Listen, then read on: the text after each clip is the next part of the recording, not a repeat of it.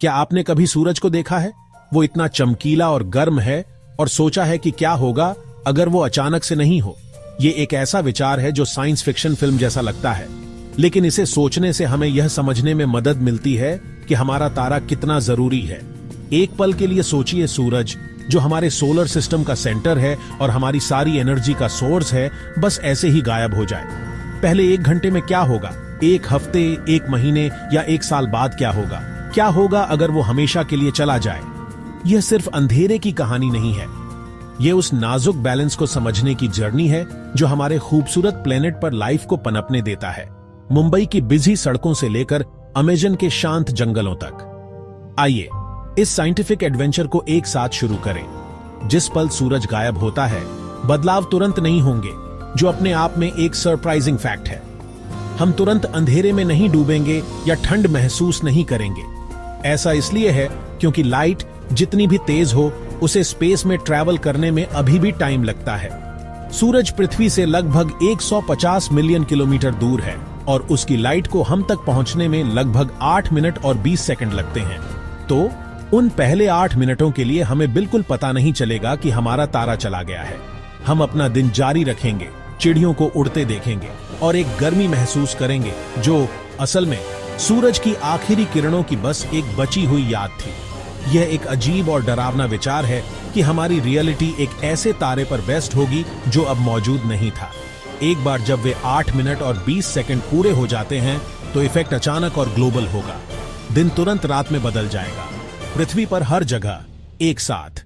ये एक normal sunset जैसा नहीं होगा जहां लाइट धीरे धीरे कम होती है। यह ऐसा होगा जैसे किसी ने एक बड़ा स्विच ऑन कर दिया हो, पूरे प्लेनेट को एक गहरे अंधेरे में डुबो दिया हो, जो सिर्फ दूर तारों की हल्की चमक से रोशन होगा। स्पेस के ठंडे वैक्यूम में 1 हफ्ते तक बहने के बाद धरती पर बदलाव बहुत गंभीर और जिंदगी बदलने वाले होते। दुनिया का औसत टेम्परेचर बहुत नीचे गिर गया होता। हमारी एटमॉस्फेयर और ओशंस में जो गर्मी थी, वो सूरज की गर्मी के बिना स्पेस में धीरे धीरे निकल रही होती। साइंटिस्ट्स का अंदाजा है कि सतह का औसत टेम्परेचर -17 डिग्री सेल्सियस या 0 डिग्री फ़ारेनहाइट तक गिर जाता। यह एक आम फ्रीजर से भी ज्यादा ठंडा है। बहुत मजबूत प्लांट्स को छोड़कर बाकी सब धूप की कमी और कड़ाके की ठंड से मुरझाकर मर गए होते। हमारी दुनिया के हरे भरे लैंडस्केप, इंग्लैंड की रोलिंग हिल्स से लेकर पंजाब के हरे भरे खेत तक, एक परमानेंट तारों से भरी रात में भूरे और सूखे हो गए होते। दुनिया के पानी के सोर्सेज जमने लगते। इंसानों के लिए जीवन गर्मी और पावर के लिए लगातार स्ट्रगल में बदल गया होता। शुरुआती पैनिक खत्म हो गया होता, उसकी जगह एक गंभीर दृढ़ संकल्प आ गया होता। वैसे अगर आपको यह थॉट एक्सपेरिमेंट दिलचस्प लग रहा है तो लाइक बटन दबाना न भूलें और साइंस में और ज्यादा डीप डाइव्स के लिए सब्सक्राइब करें। सूरज के बिना पूरे 1 महीने के बाद पृथ्वी एक बहुत ही अलग और मुश्किल प्लैनेट बन जाती। ग्लोबल एवरेज टेम्परेचर और भी नीचे गिर जाता, शायद -40 डिग्री सेल्सियस तक पहुंच जाता। इस टेम्परेचर पर हवा इतनी ठंडी होती कि सांस लेना भी दर्दनाक होता। प्लैनेट की सतह लगभग पूरी तरह से जम जाती। ओशंस को ढंकने वाली बर्फ की लेयर बहुत मोटी हो जाती, शायद कई जगहों पर कई मीटर गहरी। इस लगातार ठंड ने ज्यादातर सतह के जीवन को खत्म कर दिया होता। ह्यूमैनिटी का सर्वाइवल अब एक पतले धागे पर लटका होता, पूरी तरह से टेक्नोलॉजी और फोरसाइट पर डिपेंडेंट होता। लोग सिर्फ स्पेशल तरीके से तैयार हैबिटेट्स में ही सरवाइव कर पाते। सोचिए कि पूरी की पूरी सिटीज पुरानी माइंस में या नए बने सबटेरेनियन बंकर्स में रहने लगती। अंदर का जीवन तंग और बहुत रेगुलेटेड होता। खाने की हर कैलोरी, बिजली का हर वॉट और पानी की हर बूंद को ध्यान से मैनेज किया जाता। बाहर की दुनिया एक जमी हुई डेजर्ट होती, रहने की जगह के बजाय यादों की जगह। मुझे कमेंट्स में बताएं कि आपको इस सिनेरियो में ह्यूमैनिटी के लिए सबसे बड़ी चुनौती क्या लगती है। ह्यूमन रेजिलियंस के बारे में सोचना सच में अमेजिंग है ना? एक पूरा साल इंटरस्टेलर स्पेस में ऐसे ही घूमने के बाद अर्थ एक नए, स्टेबल पर ठंडे स्टेट में सेटल हो गया होगा।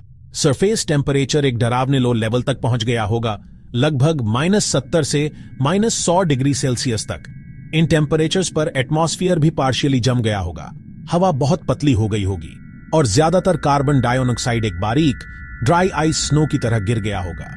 अर्थ एसेंशियली एक विशाल स्नोबॉल बन गया होगा, एक आवारा बर्फ का प्लैनेट जो गैलेक्सी में हजारों किलोमीटर प्रति घंटे की रफ्तार से घूम रहा होगा। अंधेरे में पैदा हुई बच्चों की पहली जनरेशन बड़ी हो रही होगी, जिन्हें सूरज, नीले आसमान और हरे भरे खेतों की सिर्फ कहानियां पता होंगी।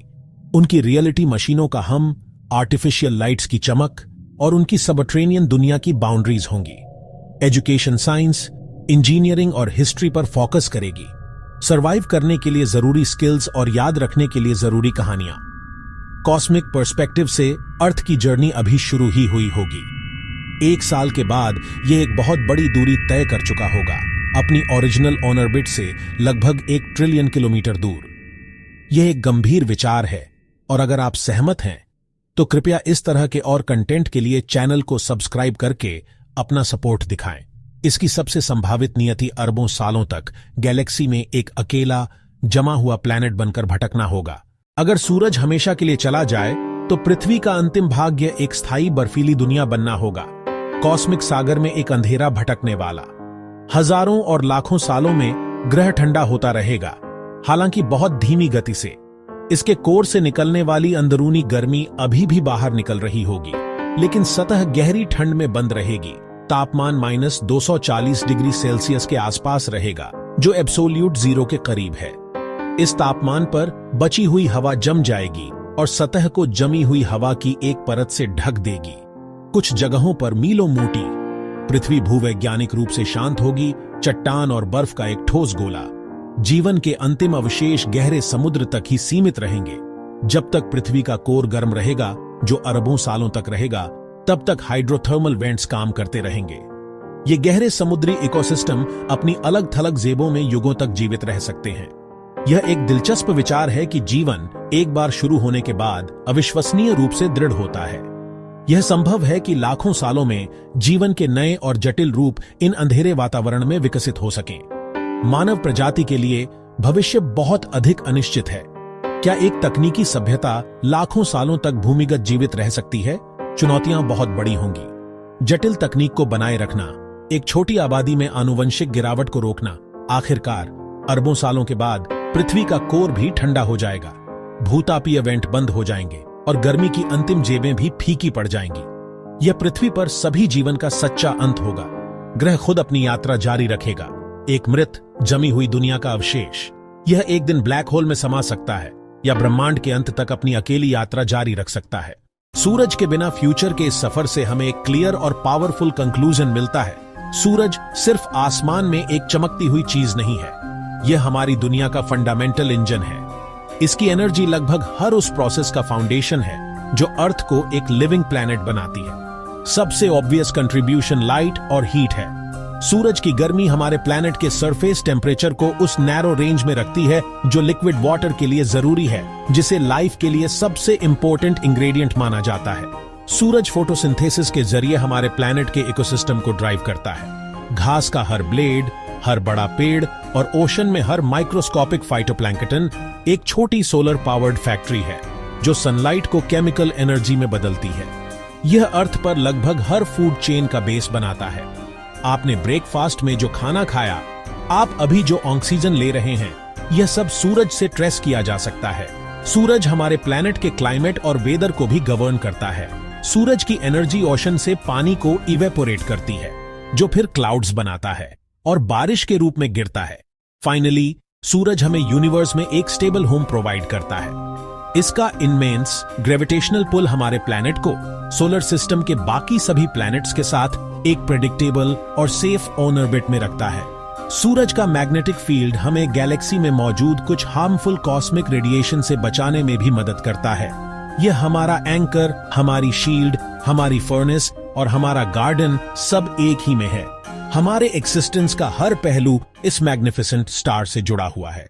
डार्कनेस में हमारी इस इमेजिनेटिव जर्नी ने हमें स्टेप बाय स्टेप यह दिखाया है कि सन के बिना हमारी दुनिया कितनी जल्दी खराब हो जाएगी। फर्स्ट आवर की इंस्टेंट नाइटफॉल से लेकर डिस्टेंट फ्यूचर की इटर्नल फ्रीज तक हमारे स्टार की एब्सेंस का मतलब है लाइफ का एंड जैसा हम जानते हैं। ये थॉट एक्सपेरिमेंट सिर्फ एक डरावनी स्टोरी से बढ़कर है।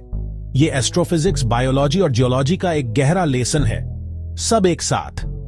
हम एक गोल्डिलॉक्स प्लैनेट पर रहते हैं जहां सब कुछ एकदम सही है और सन उस परफेक्ट रेसिपी में सबसे क्रिटिकल इंग्रेडिएंट है। तो अगली बार जब आप बाहर निकलें और सन की गर्मी महसूस करें तो इसे अप्रिशिएट करने के लिए एक पल लें। यह साइलेंट कांस्टेंट प्रोवाइडर है जो हमारी दुनिया में सब कुछ पॉसिबल बनाता है। हमारी स्टोरी इसकी लाइट में लिखी गई है। मुझे उम्मीद है कि यह जर्नी आपके लिए उतनी ही फैसिनेटिंग रही होगी जितनी मेरे लिए इसे शेयर करना था।